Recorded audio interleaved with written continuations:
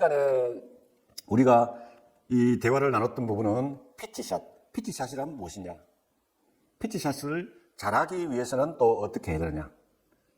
이번 시간은 이 숏게임을 하는 데 있어서 가장 중요하다고 할 수도 있습니다. 그러니까 내가 보내고 싶은 위치, 거리, 방향, 이 모든 것을 맞춰야 되는 것이죠.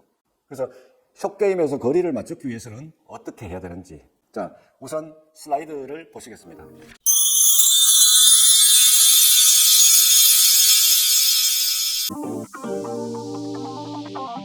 네, 쇼트 게임의 거리를 맞추는 방법에 대한 얘기입니다. 그래서 우리가 그 수많은 조건들이 생길 수가 있습니다. 그래서 그린을 향해서 우리가 샷을 했을 때 공이 떨어지는 위치가 다 다르게 나타나는 것이죠. 그래서 그린 위에 공이 떨어지거나 핀에 가까이 붙는다면 가장 이상적이겠지만 프로들 중에 잘한다고 하는 사람이 온 그린율이 70% 정도입니다. 그러니까 이 한 홀을 하면서 18홀을 돌면서 4홀이나 5홀 정도는 그린 위에다가 공을 올리지 못한다는 이야기가 될 수 있겠죠. 그래서 이런 상황이 생겼을 때 아마추어들은 아마 더 많은 경우가 생길 겁니다. 그래서 80대 공을 치기 위해서는 약 한 3개 정도의 온그린율을 해야 된다고 합니다. 최소는. 그러니까 세컨샷이든지 이렇게 해서 공을 그린 위에 올리는 확률이 18분의 3이 되어야 된다는 것이죠. 3 이상이 되어야 된다는 것이죠. 그 외에는 어차피 우리가 숏 게임을 통해서 핀에 가깝게 붙여서 원 퍼팅 내지 투 퍼팅으로 끝을 내야 되는 것입니다.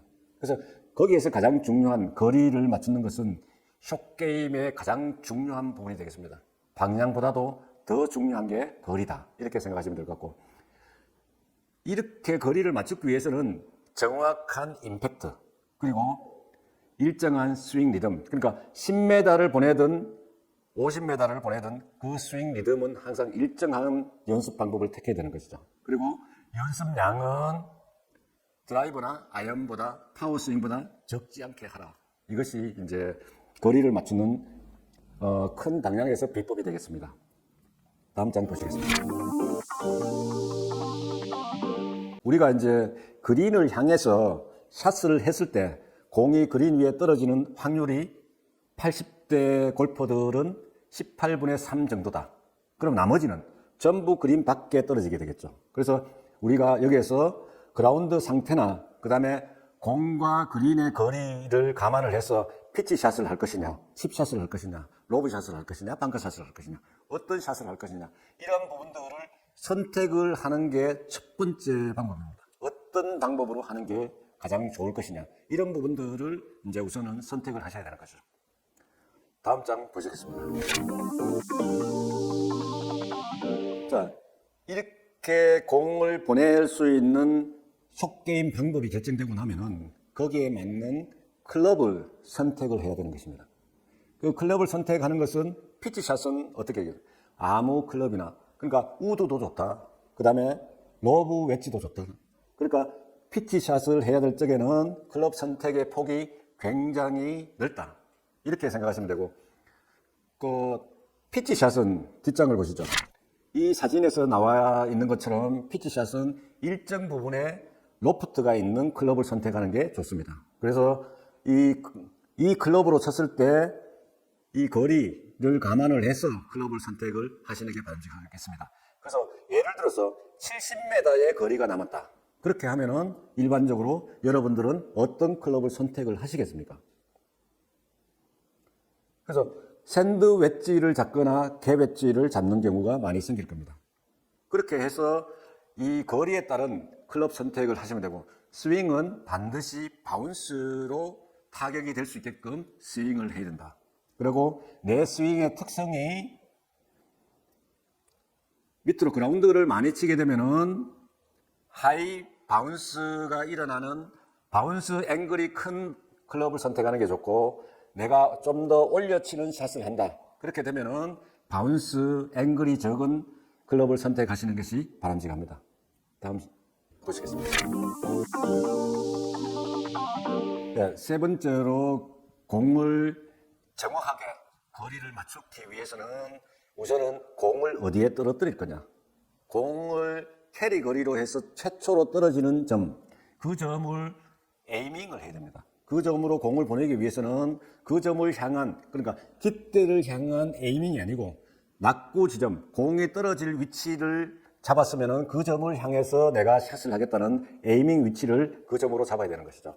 그래서 이 사진에서 보시는 바와 같이 칩샷을 하게 되면은 캐리 거리보다는 런의 거리가 좀 더 많기 때문에, 그러니까 그린 엣지에서 샷은 칩샷을 하면 되는 것이고, 그 다음에 피치샷은 공이 떨어지는 점이 정과 캐리로 날아가서 공이 떨어지는 점이 그린에서 다소 떨어져 있습니다. 그렇기 때문에 이 피치샷은 이 로프트가 좀 큰 클럽을 사용해서 공의 탄도를 높여서 그린에 가볍게 떨어지게 하고 볼이 굴러가는 것을 적게 하는, 이것을 피치샷이라고 하는데, 이 칩샷을 하든지 피치샷을 하든지 간에 이 떨어지는 점이 결국은 내 에이밍 포인트라, 이렇게 생각을 하시고 그 점을 향한 거리와 방향을 정하셔야 됩니다.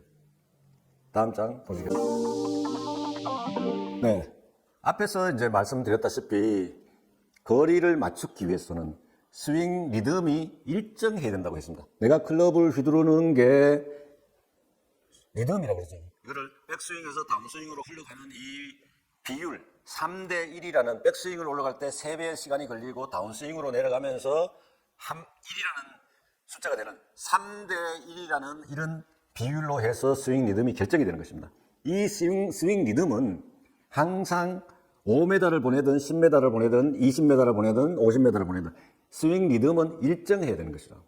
그래서 일정해야 되고, 그 다음에 백스윙 크기만 변화되면은 백스윙 크기보다 팔로스루가 좀 더 크게 이렇게 하면 되는 것이죠. 그래서 일정하게 보낼 수 있는 핵심이 뭡니까?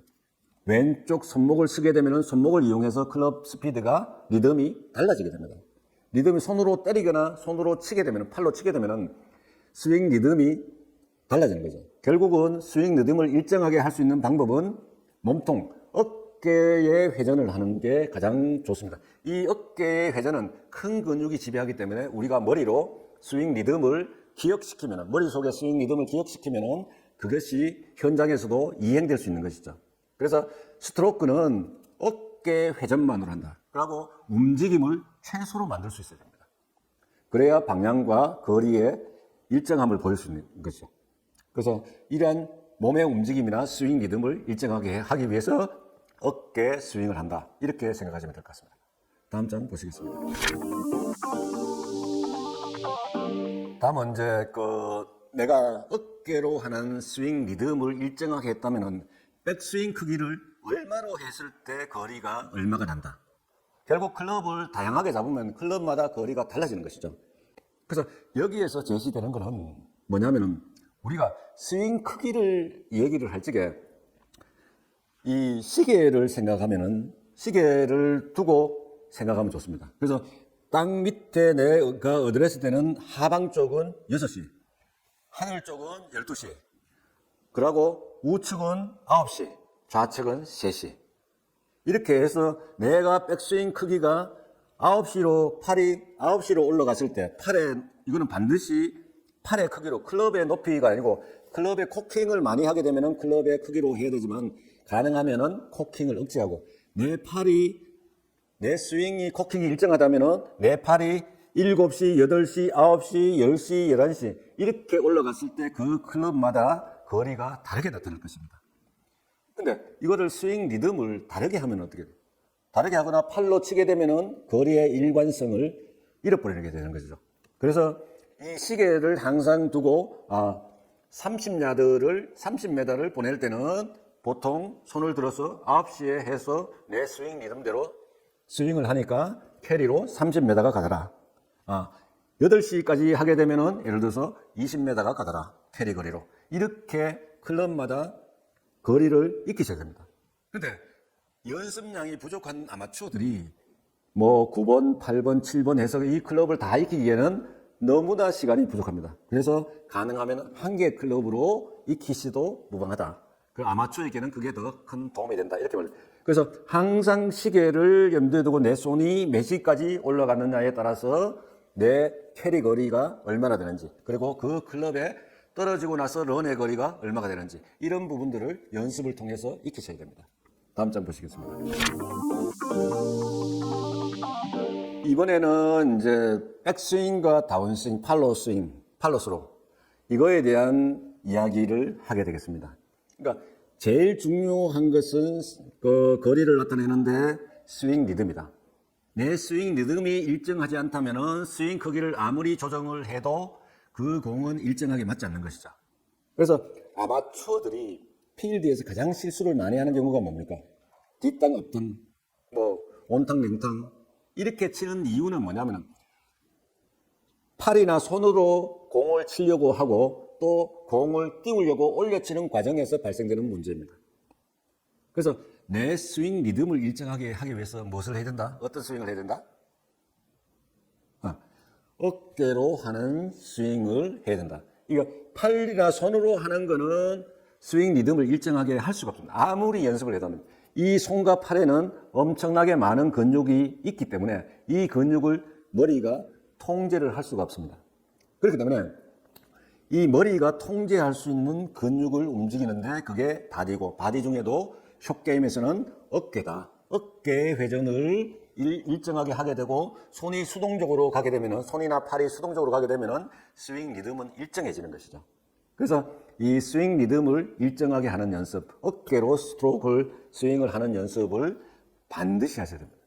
그 다음에 백스윙 크기와 다운스윙 팔로스루의 크기를 같게 하거나 팔로스루 쪽을 좀 더 크게, 임팩트 때 클럽이 엑셀레이션이 되게 가속도가 붙게끔 하는 것이 바람직하다.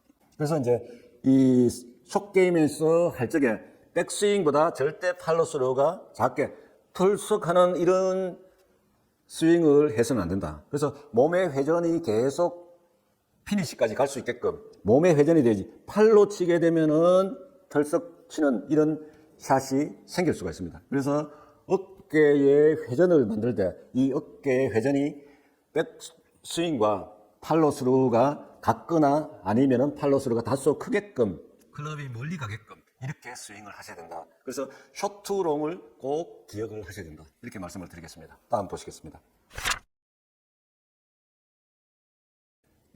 이번 장은 지난 시간에 말씀을 드렸을 겁니다. 그래서 데이브 펠지가 숏게임 바이블이라는 책에서 이 PEI, 그러니까 퍼센테지 에러 인덱스, 그러니까 PEI 스윙 에러 퍼센트 지수를 만들어서 그것을 발표를 했는데 프로들의 샷을 분석을 해서 통계를 해서 했습니다.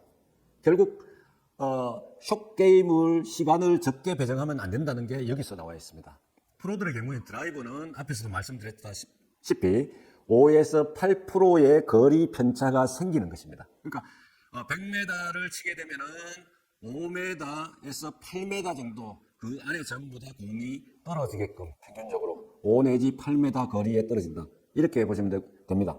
그래서 200m를 날리게 되면은 10m에서 16m의 핀에 대해서 편차가 생기는 것이죠. 그게 5 내지 8% 얘기입니다. 그렇지만 피칭 웨지는 거리가 짧음에도 불구하고 그 에러 퍼센테지 지수가 14에서 16%입니다. 그러니까 10m를 치게 되면은 1.4m에서 1.6m가 떨어진다는 거예요. 피칭 웨지를 쳤을 때. 그것도 프로가. 샌드 웨지는 더 많이 나죠. 14에서 21%. 퍼터는 22에서 31%. 이게 프로들의 숫자입니다. 아마추어의 숫자가 아니고. 그래서 연습을 계속하는 프로들이 숏게임에 더 시간을 많이 배정하고 연습을 해야 되는 이유가 여기 있습니다. 그리고 퍼터나 숏게임을 잘하는 사람이 대회에서 우승을 많이 합니다. 그래서 아마추어들은 말할 것도 없는 거죠. 그래서 이 드라이빙 렌지에 가서 연습을 하시면서 숏게임 연습을 얼마나 하세요? 제가 봐서는 아이언이나 드라이버를 치다가 연습을 끝내실 거고, 숏게임은 필드에서 연습을 해야 된다고 이렇게 생각하시겠지만, 더 우리가 강화를 시켜야 될 부분은 숏게임에 대한 이 에러 퍼센트 지수를 예를 들지 않더라도 많이 연습을 하게 되면 스코어가 좋아진다는 것이죠. 그래서 실수가 앞에서 한 드라이버나 아이언의 실수가 만회가 금방 된다는 것이죠. 숏게임에서. 그렇기 때문에 숏게임의 중요성을 다시 한번 말씀을 드립니다. 이 숏게임의 중요성의 핵심이 뭐냐? 거리를 편차가 없게끔 핀에 가깝게 보내는 거. 거리를 맞출 수 있어야 됩니다. 네. 네, 지난 시간에는 이제 피치샷에 대해서 말씀을 드렸고요. 이번 시간에는 숏게임의 거리를 어떻게 맞추는 것이 좋을까? 그리고 중요한 것은 또 뭐다? 시계를, 가상의 시계를 우리가 그려놓고 백스윙 크기를 이용을 해서 백스윙 크기에 따라서 클럽마다 거리를 측정하는 이런 연습 방법이 좋은 방법이라는 것을 여러분들에게 말씀을 드렸습니다. 예, 이상으로 오늘 강의를 마치고 다음 시간에는 퍼링에 대해서 여러분들과 같이 생각해보는 시간을 갖겠습니다. 고맙습니다.